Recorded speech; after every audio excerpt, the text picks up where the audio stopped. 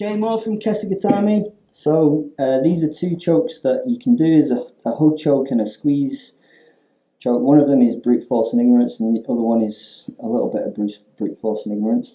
Okay, so I've landed in Kesa-Gatame. Now hopefully you've seen the other videos and realised that Kesa-Gatame is never a good place to be in grappling, unless you're just winning by the pin. My hand has gone underneath my knee and I'm holding onto the tendons of my knee. I've lifted this shoulder on top of my thigh. If he gets his shoulder to the ground, he's got my back. My head's over the top of his head. Hand on the back of the elbow and I pull it through. A base on the ground, I'm here. Now, this is a good pin, but he's eventually going to get my back. So I can't really let go of anything in actual competition. So please don't go here unless you accidentally land here. Having said that, there are some submissions from here, and that's what I'm kind of trying to go through today. So the first one is a hug choke.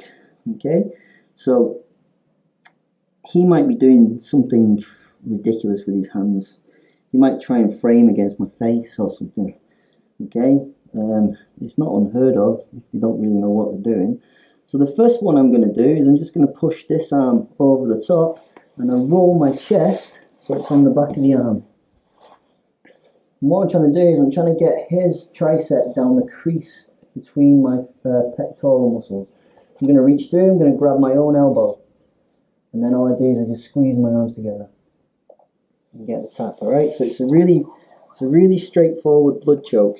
As long as my hand is underneath his shoulder and his elbow is down in the center of my chest, it's actually the shoulder that's going to do the choking and the bicep that's going to do the choking on this side. So we go again. I'm here, he starts to force this in and cause a frame. I push, I put my weight so that it goes directly down between my pecs.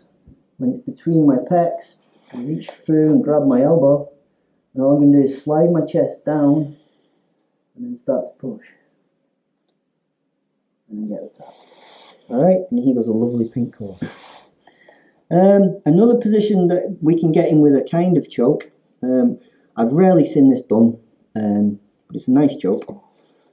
He might frame again, and I knock this over, and what I'm going to do is I'm going to switch out, and I'm going to try and get his hand down the side of his neck. Now, I don't really know how you do that, alright, but you don't know how you might land in this position, okay? All I'm going to do now is I'm going to keep everything nice and tight, and I put some compression in. So I'm driving my chest up behind the back of his arm, and then I'm just going to drive everything that way and apply pressure and squeeze. And I get the tap.